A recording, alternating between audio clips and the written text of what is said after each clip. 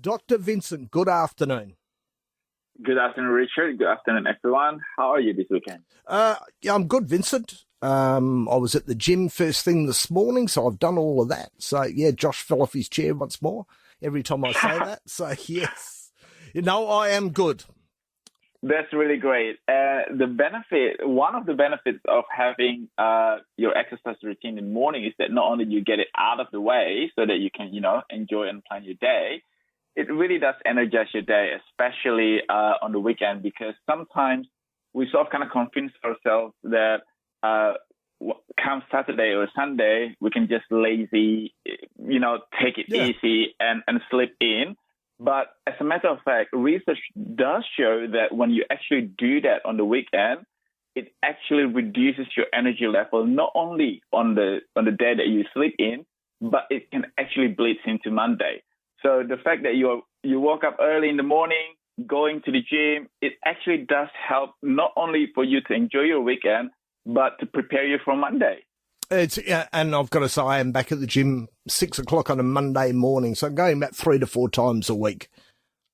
There you go. And as we're talking about health and healthy routine, one thing that I want to talk to you and everyone about this weekend is about inflammation, because it is one of the 3 leading causes of sickness, and we are probably really, really well versed with the other 2 being the genetic or hereditary factors, and the other one being infections, be it from bacteria or viruses.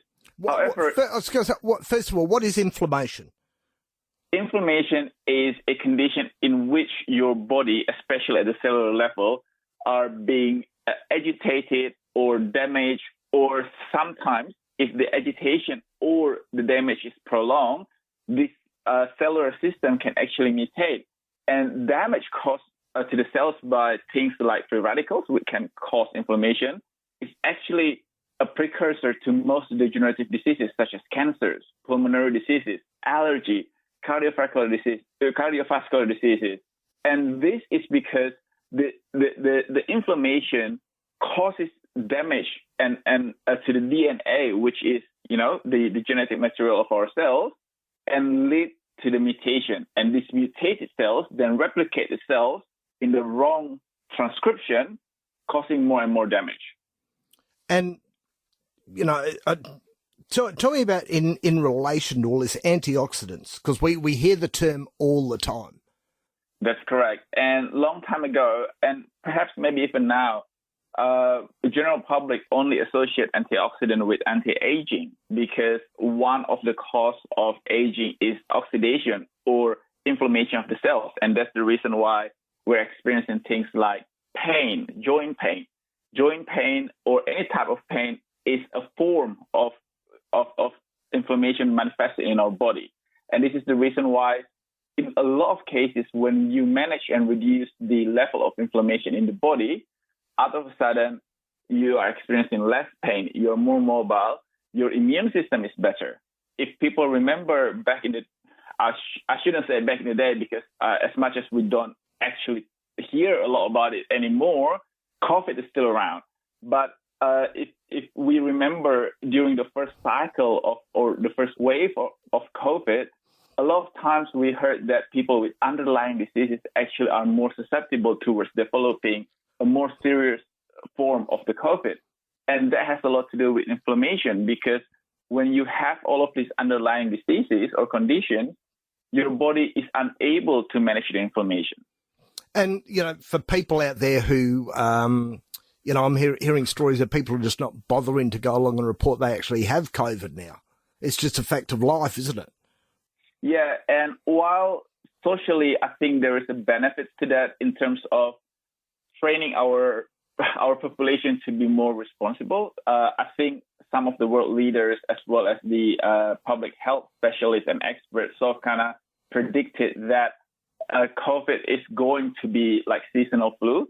However, we also have to keep in mind that there are people out there still, they are not vaccinated because maybe they have immune condition that do not allow them to be vaccinated, or people who are more susceptible towards the serious effect of COVID. So I think whenever we can, we really have to make sure that if we are COVID positive, to isolate ourselves from the public, so that from you never know. From the vulnerable people, so the older people out there, and the people who are do have a a health issue. Exactly. That's absolutely right. I think I'm a glass half full kind of guy, so I really like the idea that coming out of this pandemic should make us a better human. But it should be something that us as population, as society, take as a situation that allow us to learn more about kindness, about tolerance, about being helpful to people. And one of the way of showing our responsibility is, to isolate ourselves when we are actually contracting COVID. Yeah. And when we talk about antioxidants, the best ones are fruit and vegetables, but when we cook them in a certain way, we can just destroy all the goodness, can't we? That's correct. All of these colorful fruit and vegetables, they are very, very good for our body, and they have very, very high content of antioxidants. However, two things. First, when you cook them, and I think if you remember a week ago, we talked about processing the fruit and vegetables. Even cutting them can actually significantly reduce the amount of antioxidants in them. And the second reason why we have to be mindful when we eat our fruit and vegetables for the antioxidant purpose is that our body is not very good at absorbing it. So one of the ways to make sure that we get enough antioxidants, such as phenolic antioxidant, is to make sure that we eat variety of fruit and vegetables, because every different colors gives you different types of phenolic antioxidants. And the other thing also about antioxidant is that our body is actually really great in terms of manufacturing its own antioxidants.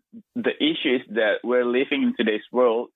It's very different to 2 or 3 generations before us, because our soils have been depleted of essential nutrients. I think when I was a nutrition student, we learned about the Brazil nuts that are being,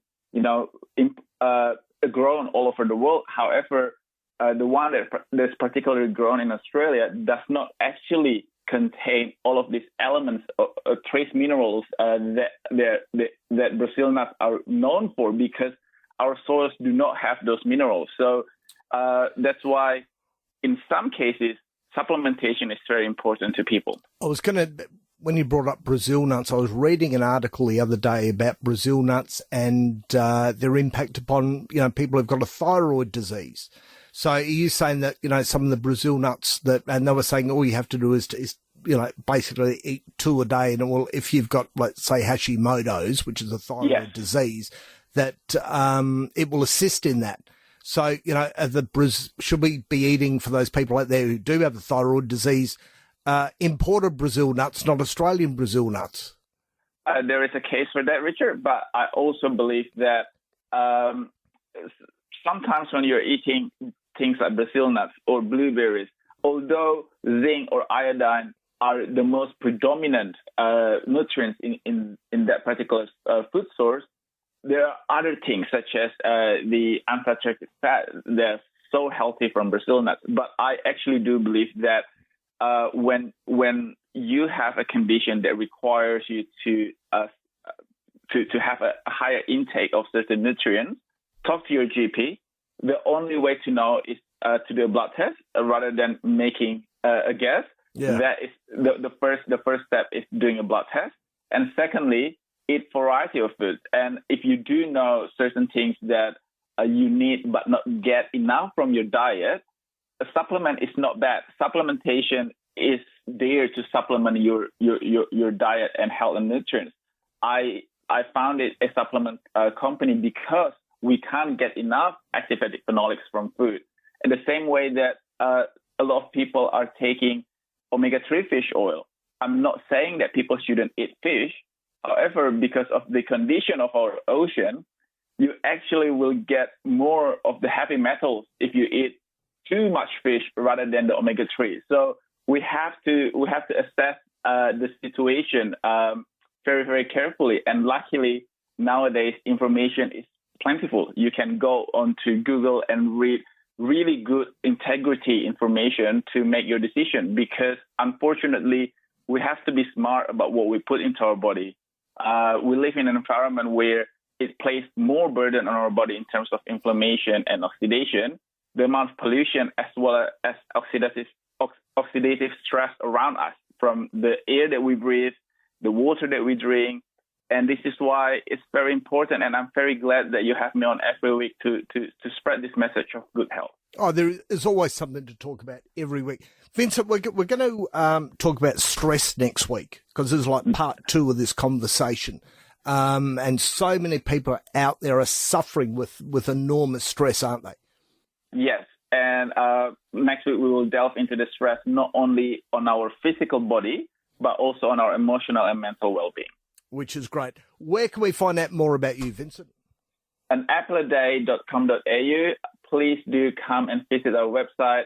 There's a lot of information there, and you can also learn about my supplement and skincare company, which is entirely made from 100% grown Aussie apples. So not only you're supporting me, your health, you're also supporting our Australian apple farmers. Which is one of the reasons I get you on the show every week. Vincent, enjoy the rest of your weekend. Thank you, and take care, everyone.